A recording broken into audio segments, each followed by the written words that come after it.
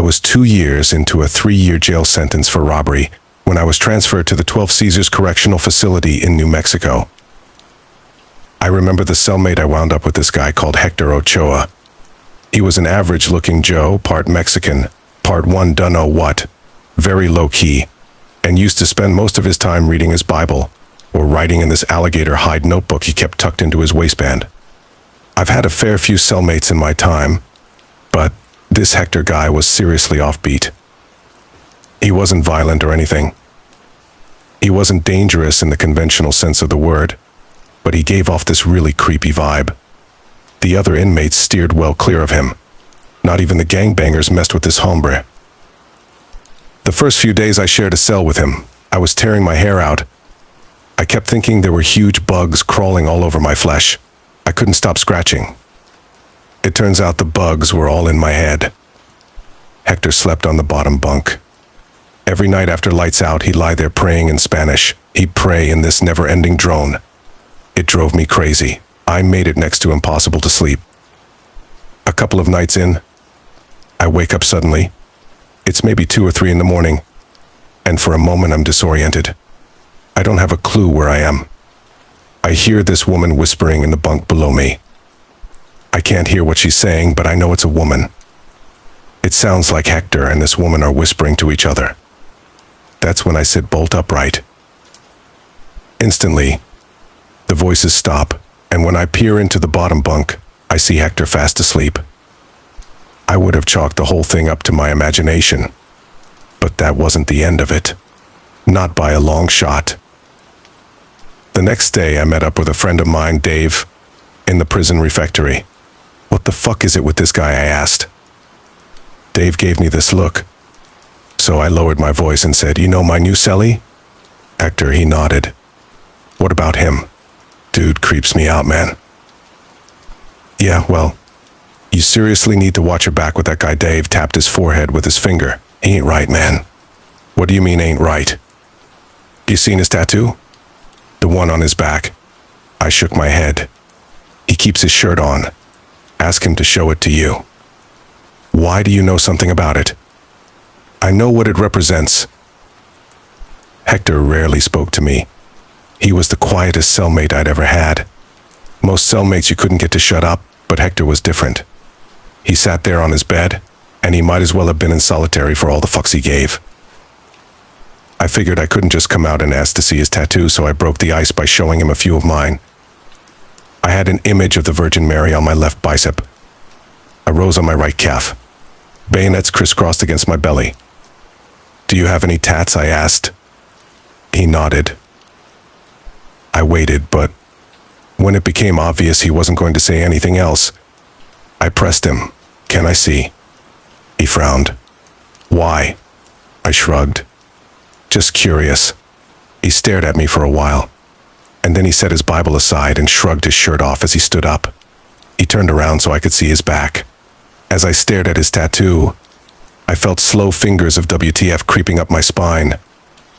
The tattoo took up the entire surface area of his back. It displayed a woman. She was tall and painfully emaciated, with bloodshot eyes that bulged horribly out of their sockets. Her flesh was corpse pale, and she wore a grin that split her face from ear to ear. That grin was the creepiest thing I'd ever seen. She looked demonic. I could literally feel her eyes boring into mine. "Jesus," I muttered. "Sonriendo Boca," Hector said this as he put his shirt back on. "What?" He turned to face me, 80 grinning mouth. He said, "You heard of her?" I shook my head. "You wear her image," he said, "and no one's going to fuck with you, easy. Y entiendes?"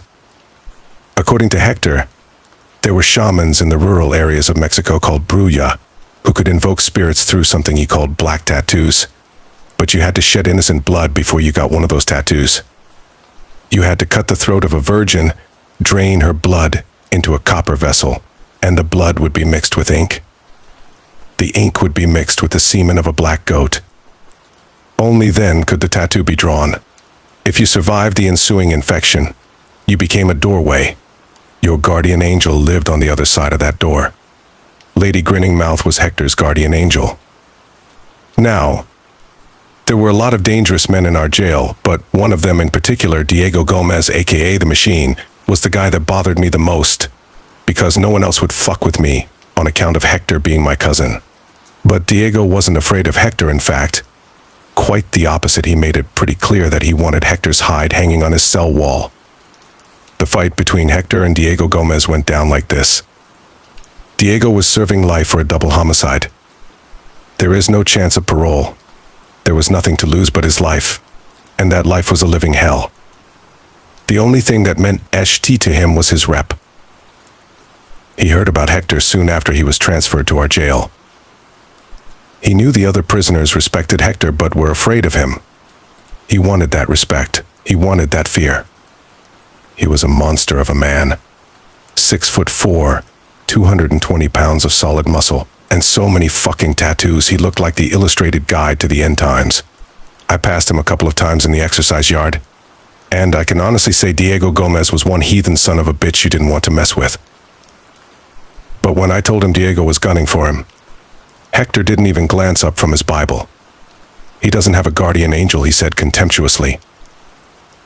A couple of days later, Diego launched an unprovoked attack on Hector in the prison gym. He almost cracked his skull clean open with a dumbbell, but the guards broke it up in time, and Hector spent the next 2 days in the infirmary, high on morphine, while they put 21 stitches in his head. They would have stuck Diego in solitary, but Hector wouldn't snitch on him, and the guards weren't too clear on who started the fight, so in the end, Diego got off scot-free. When he came back to our cell, his head all bandaged up, Hector had this darkness in his eyes like he could skin a rattlesnake with his raw teeth. I didn't say anything to him. In jail, you quickly learn when a man wants to be left alone. But that look in his eyes, right at that moment, I wouldn't have traded places with Diego Gomez for all the whores in Detroit. That night, Hector is lying on his bunk, chanting all this weird shit in this language I'd never heard before. I don't speak Spanish, but I know what Spanish sounds like. And this isn't Spanish. This was some tribal-sounding shit. It creeped me out. The cell was cold. Things didn't feel right. I felt those bugs crawling over my flesh again, and I couldn't stop scratching. Fucking things were driving me insane. After a long while, that sensation of insects started to fade, until it got to the point where it wasn't a bother anymore. I was drifting in and out of sleep after that, and it was about an hour later when all of a sudden Hector stopped praying. After the continuous murmur of his voice, the silence pressing down on my ears was almost ominous. I lay there on the top bunk, staring at a spot on the ceiling, and slowly the ambient sounds of the prison began to reinsert themselves, the coughing, the snoring, the distant clangs, the echo of faraway voices, and then suddenly I felt the bunk shift slightly, and I sensed someone standing up from the bottom bunk. I figured Hector was getting up to use the toilet, so I kept on lying there, eyes half closed, and I could just make out Hector's shadow to the left of me. He was just standing there, not moving. That seemed a bit strange, so I opened my eyes and turned my head to ask him what was wrong. I swear to Christ, I still have nightmares about what I saw standing there. It wasn't Hector. It was the woman from Hector's fucking tattoo. Only she wasn't a tattoo anymore. She was standing about a foot from me, and she was staring down at me with those bulging bloodshot eyes, and she had this grin that split her face in half. Oh Christ. That fucking grin. I can't wipe the memory of it. It doesn't matter how many bottles of wild Irish rose I drink, or how many shots of tequila I knock back, I can't stop seeing that grin. It was the most horrific thing you could imagine. She had black lips and long yellow teeth, and her mouth was stretched so wide apart that there was no way her jaw hadn't dislocated. I couldn't move. I just wanted to leap up off that bunk. I just wanted to scream in fucking horror, but I couldn't move. It was a wide-awake nightmare. And that demon's face was no more than a foot from mine, pale corpse skin, and long black hair plastered to her skull. And that grin, neon bright and 5 miles wide, and my mind was caving in on itself. I was going insane staring at that thing. And then, to my enormous relief, she turned away from me and slipped out through the bars of our cell. A moment later, I sat bolt upright on my bunk and dragged in a wheezing breath. Jesus. What the heck? I jumped out of bed and instantly I saw Hector lying on his belly on his bunk. His eyes were rolled all the way up in his skull so I could only see the whites. His prison shirt had been dragged all the way up, exposing his bare back. I crouched down beside him. The tattoo on his back was missing. The breath left me with a low, involuntary whistle. His back was bare. It was like that fucking thing had climbed right up out of his skin. I kept telling myself that was knee-deep crazy, but in my gut and in my balls I knew that's exactly what had happened. I crouched, quivering, in a corner of the cell and waited until that monster came back. I knew sooner or later she would return, and I was petrified. I hadn't felt this scared since I was a little boy. That grin, those eyes. Jesus Christ, I was literally pissing myself in terror. I kept whispering to myself, please don't notice me. Don't notice me. Don't notice me. Please, Jesus, don't look in my direction. All that while Hector lay on his belly, his eyes rolled up to whites, and every now and then he'd undergo this violent series of convulsions, or else he'd start whispering in Spanish, but for the most part he'd lie there, still as a corpse. I kept my attention fixed on the bars of the cell and the small square of passage visible beyond. My heart was pounding against the walls of my chest. My lips were moving silently, and I realized I was praying. I hadn't prayed in 15 years. After about 10 minutes or so, I felt the air grow chill and tense, and the hair started crawling on my scalp. She was coming back. I knew she was coming back. I made this involuntary mewling sound and tried to push myself further back into the shadows, but the wall of the cell was pressed right up against my back. I'd reached my limit. I was trapped in my own nightmare. The lights in the passage started flickering violently, like Morse code, and then suddenly, without warning, she was there, peering at me through the bars of the cell. I could see that grin like a ghastly one splitting her face. My eyes are burning into my soul. A voice whispering in my brain, telling me, it's a joke. It's all a joke. Everything's a fucking joke over and over. And after a while I realize I'm grinning, wide as a lunatic, and weeping blood. I can't stop the tears from flowing, because everything's a joke. God help me, my whole life has been a fucking joke. The monster slips back through the bars of the cell and glides across to the bunk. She pauses for a second, staring down at Hector. I'm slamming the heel of my hands against my head, trying to get rid of the voices. I'm hooking my fingers into my mouth, digging into my jawbones, trying to erase that grin. I can't stop fucking grinning. I can't stop weeping. Blood. Jesus. I'm bleeding from the eyes. Hemorrhaging regrets. Dear fuck. I'm sorry, hello. Is anyone out there? Anyone reading? Everything is real. Nothing. See the joke? I'm dreaming me. Dreaming you, dreaming me. Fuck. And then the monster lays down on top of Hector. And there's a moment of intense visual distortion, like a movie with several frames missing, and then she's gone. I continue to sit there, staring at Hector, and slowly but surely, I feel the pressure easing in my jaws, the grin slowly relaxing and fading, and then I'm dragging in huge gulps of air as I scramble to my feet. I peer down at Hector. The tattoo has appeared on his back again. The demon glares up at me from his flesh, grinning wide as the moon, and quickly I reach out and drag Hector's shirt down across it, covering it, erasing it. It's all a joke. Everything. Rumors are like contagion in a prison. Neither walls nor bars can stop them. I couldn't sleep the rest of that night. No one can. 5 minutes after the demon returned, Diego Gomez started laughing.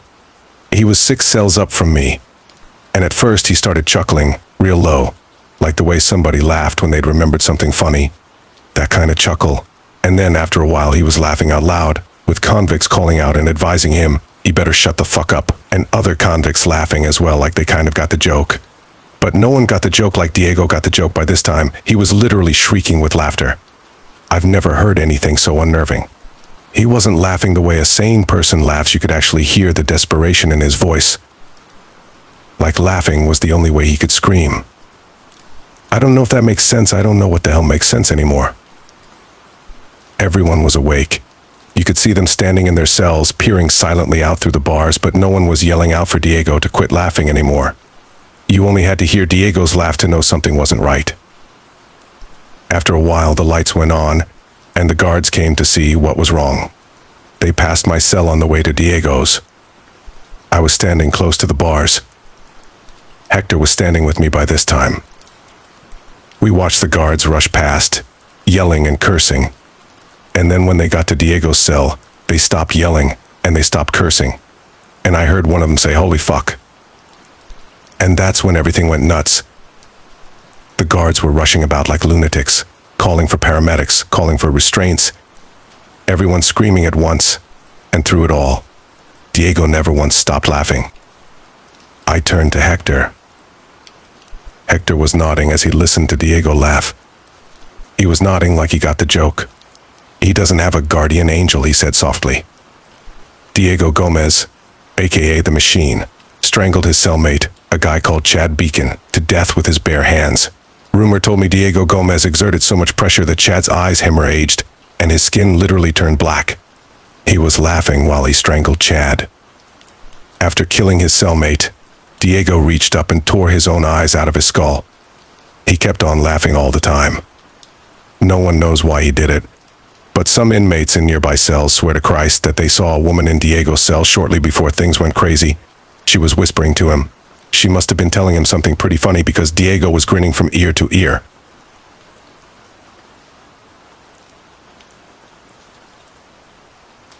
Something possessed me when I was 7 years old. It made me do unspeakable things. It's a scary thing to be apart from yourself, being a tool. Have you ever been possessed? I'm guessing not. Most haven't.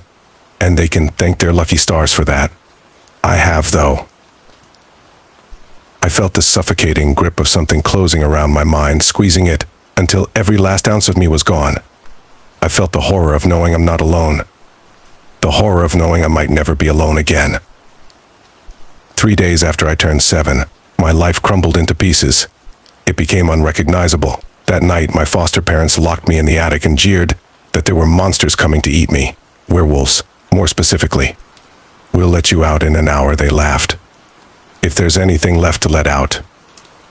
It wasn't real, of course, the werewolves. The whole thing was just meant to scare me into obeying their strict rules. I was young, though. Naive. I'd confided in them about my deepest fear of men that turned into beasts, born from an old Goosebumps novel I'd checked out of the library. They'd use it against me. Psychological warfare. Betrayal cuts deep, but the betrayal of a parent, of the person who's supposed to protect you when the whole world turns its back on you, that cuts deeper than skin. Those scars don't fade.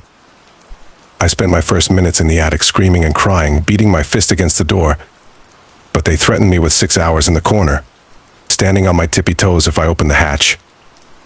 I knew what that meant. "You deserve this," they told me from the other side of the hatch. "You know damn well you're supposed to keep your eyes closed during Sunday prayer." A pause. A deep breath. "You embarrassed us, not only in front of the church, but in front of Father Andrews too. Shame on you." It was true. May.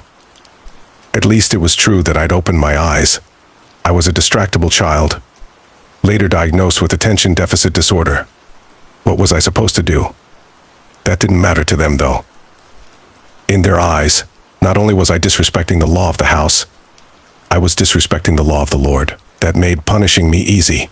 It made it an act of God. "Do I really have to stay up here a whole hour?" I whimpered, gazing warily across the sea of darkness. The light in the attic hadn't worked for years. "That depends," my foster mom replied. "If the werewolves get you first, you might only be in there for 10 or 20 minutes. Who knows? You might get lucky." The two of them left the hallway, chuckling to themselves. I toyed with the idea of opening the hatch and slipping out of there, but I knew the consequences wouldn't be worth it. Not only would I spend 3 hours in the corner on my tippy toes, but if they noticed I was resting my feet, they'd put the wooden board and nails underneath my heels again. I'd been there before. So instead, I took a deep breath, steeling myself against the nightmare of the attic, against the threat of werewolves lurking in the shadows.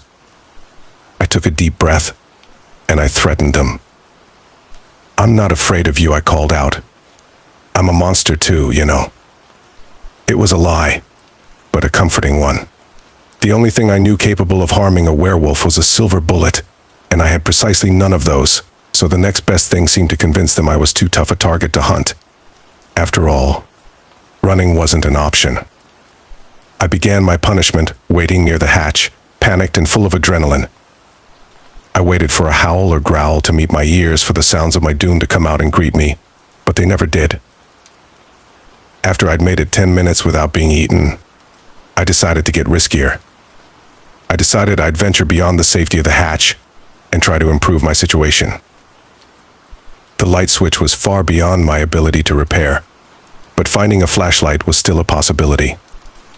There was enough junk in the attic to fill a small museum, so it stood to reason that there might be a light hiding in one of its many teetering boxes. I closed my eyes. I took a breath. I mentally prepared myself for the hardest voyage I'd taken thus far in my short life. I stepped forward, into the dark. My footsteps groaned as I crept through the attic. I stumbled around blindly, holding my arms out and praying I didn't encounter anything with fur. A few steps into the journey, I bumped into an old table that, from the feel of it, was draped in cloth. My hands felt across its surface, desperately hoping to find a flashlight, but instead finding a nightmare. 8 tiny legs dashed across my skin, skittering up my hand and toward my arm. I yelped, falling backward and shaking the spider loose like a sticky grenade. Then I slapped my hand 5 or 6 times, just to be sure. "You're kidding me," Frank, a voice boomed from beneath me. "Keep that up, and you won't just be out of a job, you'll be out of a wife." I listened as the laugh track to my parents' favorite sitcom kicked in downstairs. My foster mom, Sharon, shrieked in amusement, while my foster dad, Joey, grunted. I wasn't allowed to watch TV, but I often wondered if the show was as funny as my mama made it seem. "It's not," a voice replied. "What? You deaf?" I said, "It's not." I jumped, stumbling backward into a mess of cobwebbed boxes. "Who's there?" I asked, panic seeping into my words. "I'll do nothing," the voice sneered, suddenly beside my ear. I hollered and scrambled away from it, my head colliding against the sloping roof on the far side of the attic. Pain exploded across my skull. I groaned. My vision swam. "Hello," I said, gazing in mounting dread toward the source of the voice. In the dark, I couldn't see a thing. "I'm a werewolf, you know," I said, my voice shaking with counterfeit authority. "It's a full moon tonight, so I'd watch out if I were you." "No, it ain't." "And no, you ain't." Something thumped beside me, and my heart skipped a beat. Another thump, thump, thump, thump. The floor beneath me trembled, reverberated. The attic hatch, I realized. Somebody was knocking on it. "You better not be breaking anything up there," my papa shouted from the other side of the hatch. "If I hear any more banging around, it won't be the werewolves you need to be afraid of. I'll beat your ass myself." I swallowed, pressing myself into the far corner of the attic, making myself small. "There's somebody up here," I called back. "I need you." "You're not only disrespectful," came the reply, "but a liar now too," he whistled, and I could almost see him shaking his head in mock disbelief. "That sounds like you've just earned another 20 minutes up there." "No, please, I don't want to hear it," he growled. His footsteps faded as he walked back downstairs. A minute later, I heard my foster mother ask what I'd broken. "Nothing," Papa replied, "if he doesn't want to go to school with a black eye tomorrow." "You're not safe here," the voice said, this time a few feet in front of me. It was low and raspy. It sounded hungry. "Not safe at all. Leave me alone," I pleaded, wanting to throw something at it, but afraid of what my foster parents would do to me if I did. I wasn't kidding about being a werewolf. "I can make you safe," a prickling sensation swept across me, deepening with every word the voice spoke. "I can make all of this pain go away. Doesn't that sound nice? You just have to say the word. And then, poof, you're home free." "The word?" I repeated, confused. "That's right, the word. You know the one." The one you say kneeling beside your bed every night, praying to the big guy in the sky. Amen. Laughter echoed around the attic, erratic and mocking. Amen? I meant the other word, the one you mutter with tears in your eyes and fear in your heart, afraid your dear parents might hear you say it out loud. I pursed my lips, a terrible feeling growing in my gut.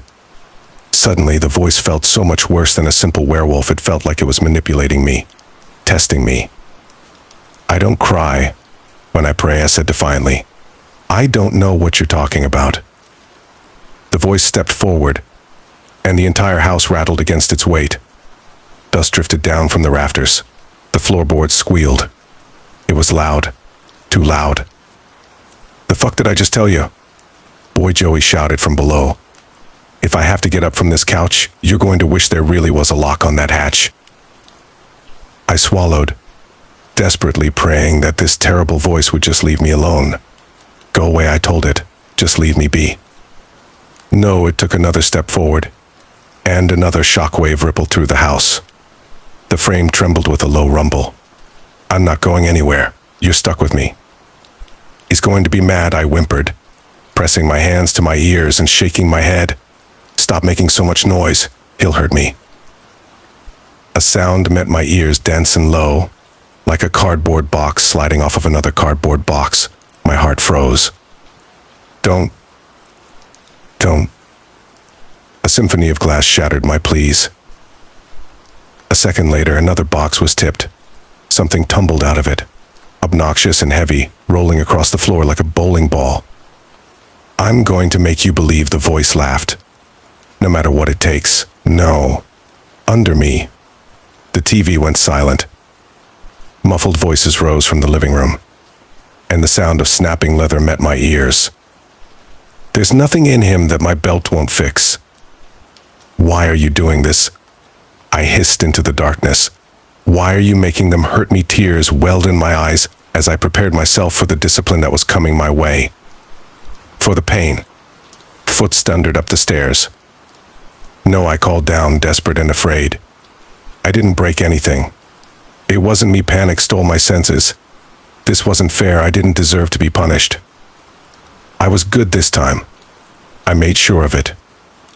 Say the word. Boyo, the voice said jovially. Say the word or you'll beg for it later, beaten and bruised. I shook my head, tears staining my cheeks. No, I know who you are, monster. Go away. I'm a good kid, and I pray every night. A fist pounded against the underside of the attic hatch. The handle rattled like somebody was tugging on it, trying to open it, but it wouldn't give way. Get your hands off the hatch, my foster dad roared, or you'll regret it for the rest of your life. Say the word, the voice hissed. Do it now, before he gets you. I clamped my hands to my ears, shaking my head wildly. No, just leave me alone. Go away. My foster mom's voice joined the chaos beneath us. What's he doing now, Joey, she asked. Locked himself up there. Well, he can just stay up there for the rest of the night then. Trapped with the werewolves. No, he damn well can't. Sharon, he shouted. I've got valuable things in those boxes, and the little shit stains destroying them, my foster dad grunted, and the attic hatch squealed as he pulled against it with his entire weight. Running out of time, the voice said, Closer to me now. Tick-tock, say the word, or you'll pay for this in blood. Who knows when he'll stop beating you? Hopefully before you drop dead. I screamed, collapsing onto the floor and bawling, clutching my hands over my ears. Stop it, I shrieked. Stop it. There wasn't any escape. Threats surrounded me. My foster parents are below. The voice in the attic is with me. One wanted to physically hurt me, and the other wanted to turn me from God, to make me admit I didn't have the faith I claimed to have. I just wanted them both to go away. Forever. I just wanted to go to my room and play with my action figures and read my storybooks. I just wanted to be a normal kid again, with a normal family. A creak sounded, followed by a snap of wood. Light flooded the attic, and I gazed in horror toward the newly opened hatch. He had managed to pull the steps free. Little. Fucking. Shit, my papa snarled. I'm going to teach you a lesson. Lord knows that he deserves it, my mama chimed in. She sounded eager. Ernest. He's been disobedient since he got here last July. You need to quit going easy on him. No, I howled, staring toward the hatch. Papa Joey's face appeared above the floor line, stomping up the steps, his eyes bulging. He looked wild with rage. In his raised hand he held a belt, its large metal buckle gleaming in the downstairs light. Little fucker, he growled. You'll wish you were still living with that drug-addict mother of yours. I scrambled back into the far corner of the attic, my heart pounding out of my chest. Cobwebs tickled my skin, but I didn't care. How could I? I had bigger problems. This time, Joey said, stepping toward me and raising the belt. I'm not going to stop until you bleed. I recoiled, raising my hands defensively, as tears gushed from my eyes. A word fell out of my lips. A single, piercing word that I shrieked with everything I had, even though I knew it wouldn't change a thing, because it never had. Help, I screamed. That's more like it, the voice said, dripping with sudden violence. It took you long enough. I woke up in a large white bed. A man in a robe stared down at me with cold, calculated eyes. He looked angry. He also looked familiar. Look, who's up, Father Andrew said dryly. It only took you 4 days. I blinked, bleary-eyed and unsure of what was going on. 4 days, I said it groggily. Father, where am I? You're in the hospital. Alexei nodded to the other beds in the room. Do you remember what happened? Something happened. A memory crossed my mind of a belt, and Joey's angry face storming up the steps. I remember feeling like I was in a lot of trouble. I remembered feeling afraid. Am I okay? I asked. That depends, Andrew said with a frown. Do you feel okay? I feel tired, and my head's a bit sore. His eyes bore into me. Do you feel like yourself? I squinted, my mind beginning to catch up to the situation. Memories lurched out of the dark spots of my mind. Memories of a voice, of a malevolent presence, tempting me to admit I'd been crying during my prayers. Now I was here, in the hospital, next to a priest. What happened? I asked more urgently. Even at 7, I could paint a decent picture of what was going on. The doctors have been in, Andrews explained. You'll be happy to know that you're fine physically, and they'll be happy to know you've woken from your coma. Coma. I had no idea what a coma was, but I didn't have time to find out. I had other questions I needed answered. Where's Mama Sharon and Papa Joey? I asked. Are they mad at me? A sinking feeling formed in my gut.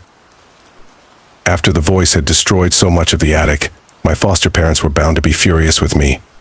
I'd probably get a second helping of discipline when I got home. Joey and Sharon are dead, he said. I stared, the gravity of the word beyond my understanding. What do you mean? Father Andrews glanced at the room around us, then pulled the curtain around my bed, shielding us from prying eyes. You killed them, Alexei whispered. You burned away every ounce of blood in their bodies and seared crucifixes into their foreheads. When the police showed up, you were comatose. Sharon and Joey were husks. What? I swallowed. No. Horror wrapped itself around me. Realization swirled in my head.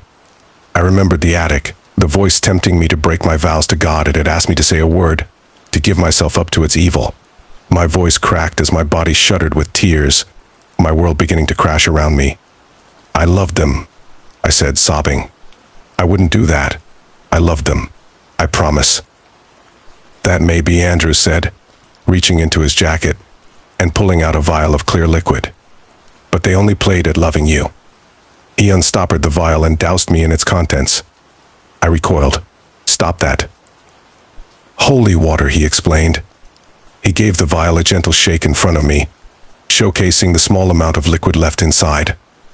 I've poured most of this vial onto you over the past 3 days, but it's never had any effect. Do you know why that is? Holy water. I racked my mind.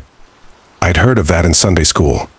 It was meant to protect against demons and other terrible things. Understanding dawned on me. I gazed up at the father, horrified, shaking my head as though if I just denied it hard enough, then I could make it all go away.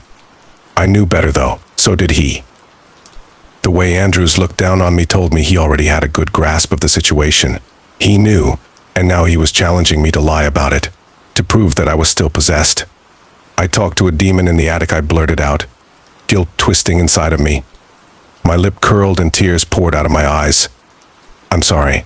I gave myself up to it. I'm so sorry, so sorry. I didn't mean to say the word. I didn't know. He grabbed me by the shoulders, his eyes urgent. The word? You said a word. I nodded, wiping my runny nose on my sleeve. It wanted me to say it. What word, Alex? I don't think I should say. Andrews leaned closer to me, his mouth to my ear. Even though his voice was quieter, it felt more menacing, more serious. What was the damn word, Alex? Say it now. I shuddered. I'd never heard Andrews curse before. If I say the word, I stuttered, the demon might come back and... The father snarled, gripping me by the front of my hospital gown. Say the bloody word. He tore the crucifix from his necklace and pressed it against my forehead. Enough excuses. Help, I whimpered. I'll help you once I'm sure. No, I said. That was the word. I asked for help. Help, he stared at me blankly, as though processing something. You asked for help? I nodded, shaken. He heaved a sigh, releasing me from his grip and pocketing his crucifix. Oh, Jesus, he muttered. He ran a hand through his hair, then back over his face. He smiled at me. Thank God. I blinked. For what? You really were possessed? Alex Andrews said, resting a hand on my arm. He took a deep breath, and when he spoke again, his voice was softer, consoling. Some force took control of your body in that house. It used you to commit unspeakable acts of violence against your parents. Through you, it killed them. My heart fell. There was no running from the truth now. My body quaked with the fresh onset of tears, and my reply came between ugly, choking sobs. Am I bad now, Father? I asked. Will I always be possessed by that demon? Demon, Andrews said, taken aback. He gazed at me for a moment before shaking his head and pulling me into a tight hug. Heavens, no. You weren't possessed by a demon, Alex. You were possessed by an angel.